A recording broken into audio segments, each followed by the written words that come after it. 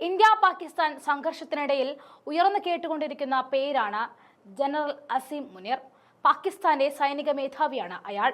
വർഷങ്ങൾക്ക് ശേഷം രണ്ട് രാജ്യങ്ങളും തമ്മിൽ കടുത്ത സംഘർഷത്തിലേക്ക് കാര്യങ്ങൾ വഴിമാറിയപ്പോൾ കുറ്റം ചാർത്തപ്പെട്ടത് ജനറൽ അസീം മുനീറിലേക്കാണ്. പാകിസ്ഥാന് എന്നും സൈന്യമാണ് വഴികാട്ടിയായി നിന്നിട്ടുള്ളത്. ജനാധിപത്യം പേരിന് പോലുമില്ലാത്ത പാകിസ്ഥാൻ പലകുറി പട്ടാള അട്ടിമറിക്ക് സാക്ഷ്യം വഹിച്ചിട്ടുമുണ്ട്. ആ മണ്ണിലാണ് കാര്യങ്ങൾ നിയന്ത്രിക്കുന്ന ശക്തിയായി ജനറൽ അസീം മുനീർ സ്ഥാനം ഏറ്റെടുത്തത്. കഴിഞ്ഞ 77 വർഷങ്ങളായി പാകിസ്ഥാന്റെ നിയന്ത്രണം ശക്തരായ സൈനിക ജനറൽമാരുടെ കൈകളിലാണ്.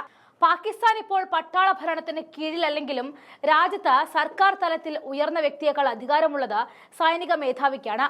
2 വർഷങ്ങൾക്ക് മുൻപാണ് ജനറൽ അസീം മുനീർ പാകിസ്ഥാന്റെ സൈനിക മേധാവിയായി ചുമതലയേൽക്കുന്നത്.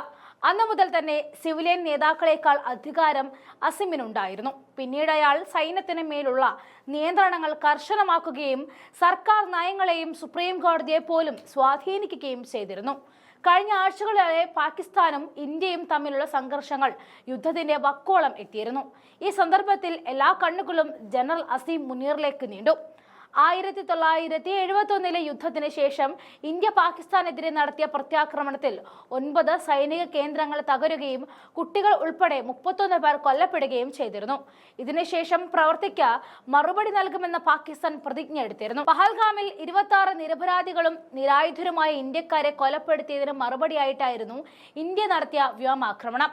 ഇന്ത്യയുടെ ആക്രമണത്തിന് എങ്ങനെ മറുപടി നൽകുമെന്ന് തീരുമാനിക്കാനുള്ള പൂർണ്ണ ഉത്തരവാദിത്വം പാകിസ്ഥാൻ സർക്കാർ സൈന്യത്തിന് നൽകിയിരുന്നു. ജനറൽ മുനീർ ആയിരുന്നു കാര്യങ്ങളുടെ തീരുമാനമെടുക്കുന്നതിന് മുൻപിൽ നിന്നത്. മുൻ സൈനിക മേധാവികളിൽ നിന്നും മുനീറിനെ വേറിട്ട ആളാക്കുന്നത് അയാൾ സൈനിക കുടുംബ പശ്ചാത്തലമില്ല എന്നതാണ്. വിഭജന സമയത്ത് മുനീറിന്റെ കുടുംബം ഇന്ത്യയിലേക്ക് പലായനം ചെയ്തിരുന്നു. പ്രശസ്തമായ സൈനിക അക്കാദമിയിലൂടെ അല്ലാതെ ഓഫീസർമാരുടെ പരിശീലന സ്കൂളുകളിലൂടെയാണ് മുനീർ സൈന്യത്തിൽ ചേർന്നിരിക്കുന്നത്. 2016 സൈനിക ഇന്റലിജൻസ് ഡയറക്ടറായും 2018 ISIയുടെ തലവനായും മാറി. 2019 ഭാര്യ അഴിമതിയിൽ ഉൾപ്പെട്ടിട്ടുണ്ടെന്നും മുനീർ അന്നത്തെ പ്രധാനമന്ത്രി ഇമ്രാൻഖാനെ അറിയിച്ചതോടെ പ്രധാനമന്ത്രിയുമായുള്ള മുനീറിന്റെ ബന്ധം വഷളായിരുന്നു. ഇതിന് മറുപടിയായിട്ട് പ്രധാനമന്ത്രി മുനീറിനെ ISIൽ മേധാവി സ്ഥാനത്ത് നിന്നും നീക്കം ചെയ്തു. ഇത് ഖാനും സൈനിക ജനറൽമാരും തമ്മിലുള്ള സംഘർഷത്തിലേക്ക് നയിച്ചു. ISI മേധാവി സ്ഥാനത്ത് നിന്നും നീക്കപ്പെട്ടെങ്കിലും സേന മറ്റൊരു വലിയ സ്ഥാനവും ജനറലിന് പിന്നീട് നൽകി. പിന്നീട് 2022 പ്രധാനമന്ത്രി ഷഹബാസ് ഷെരീഫ് ജനറൽ അസീം മുനീറിനെ സൈനിക മേധാവിയായിട്ട് തിരഞ്ഞെടുത്തു.